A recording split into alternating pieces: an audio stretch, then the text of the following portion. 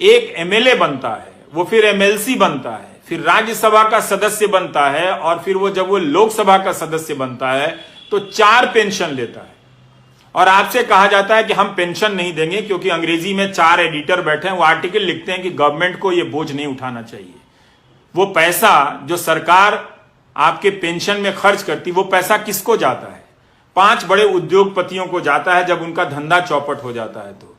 तो सरकार जनता का टैक्स लेकर जनता का पालन पोषण ना करे और 4 उद्योगपति का धंधा डूब जाए तो उनको 5 लाख करोड़ दे और 2.5 लाख करोड़ आपके पेंशन पर खर्च ना करे। और कहा जाता है कि आप एनपीएस में निवेश करें। क्या हम और आप एक ही योग्यता रखते हैं? मान लीजिए कि मेरे पास 10,000 है और आपके पास भी 10,000 है, यहां पे 100 लोग हैं, सबके पास 10-10 हजार है।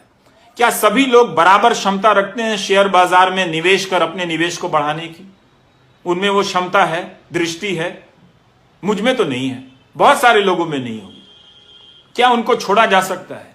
इसलिए आपकी मेहनत की कमाई टूटती जा रही है और यह प्रक्रिया चली आ रही है लंबे समय से। इसी का नतीजा यह हुआ है कि हम आज इस मोड़ पर पहुंचे हैं कि हमारी अर्थव्यवस्था ठप हुई है, नौजवान बेरोजगार हो गया है। तो आपकी जो नौकरी है वो व्यापक आर्थिक नीतियों से जुड़ी हुई है।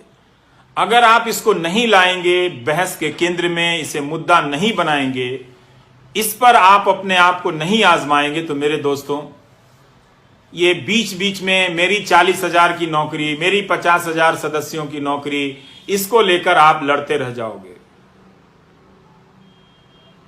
कोई फायदा नहीं होगा। 17 सितंबर को आपने इतना बड़ा आंदोलन किया, कोई फायदा नहीं हुआ। आप मेरी बात को सुनो, मेरे बारे में जो अफवाहें फैला रहे हैं वो फैलाते रहें।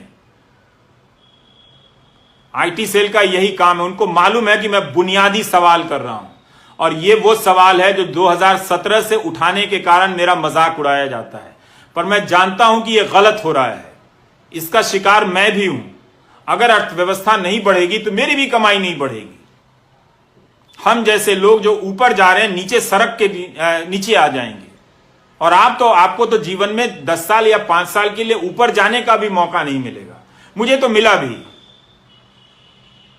लेकिन मेरे जैसे बहुत कम लोग हैं और आप जैसे जो मुझसे ज्यादा काबिल हैं, आप लोगों को एक सिस्टम की नीतियों के तहत बर्बाद किया गया। आप समझिए इस बात को। आपको जिसका भी समर्थक रहना है बनिए, लेकिन रोजगार के सवाल पर जुनून पैदा कीजिए, धर्म के सवाल पर नहीं, जाति के सवाल पर नहीं, वरना आप बेरोजगारी के दौर से गुजरते हुए बुढ़ापे में जाएंगे और तब आपके लिए वो 1,000 रुपए सामाजिक सुरक्षा के लिए होंगे, जिसे प्रधानमंत्री ऐसे बताते हैं जैसे 1 करोड़ रुपए उनकी झोली में डाल दिया हो। अपना पेंशन बता दें विधायकों का या सांसदों का, उसकी तुलना में अब आप और हम रिटायर होंगे तो 5,000 रुपया पेंशन नहीं होगा हमारा। हम कैसे जिएंगे, ये हमारा सवाल है। ऐसा नहीं है कि सरकार के पास पैसा नहीं है। अगर सरकार 10-10 लाख करोड़ रुपए बड़े उद्योगपतियों के बेलआउट पे खर्च कर सकती है, जो संख्या में सिर्फ 10 होते हैं या 100 होते हैं, तो सारे सरकारी कर्मचारियों को सरकार पेंशन दे सकती है। आपने 20 साल का यह दौर बिना पेंशन का देख लिया। कई लोगों ने जो ग्रामीण डाक सेवा में काम करते हैं, उनके किसी एक बच्चा बाहर के देश में नौकरी करता था, उसने लिखा कि यह समस्या बहुत बड़ी है, हमारे पिताजी और उनके दोस्तों का की पेंशन नहीं आ रही है, आप उठाइए। ये 2018 की बात होगी या 19 की बात होगी।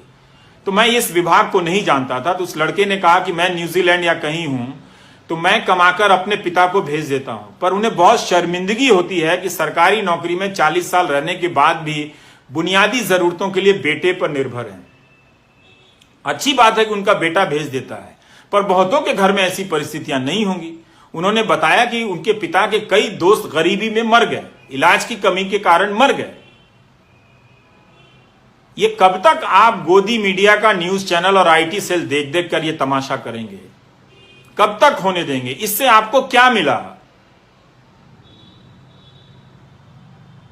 यह आपको समझने की जरूरत है। इसीलिए मुझे लगा कि मुझे नौकरी पर चर्चा करनी चाहिए। मैं क्यों पढ़ रहा हूं एक अर्थशास्त्र, ये मेरे काम का हिस्सा नहीं है। आज भी दो नेताओं ने कुछ बेहुदगी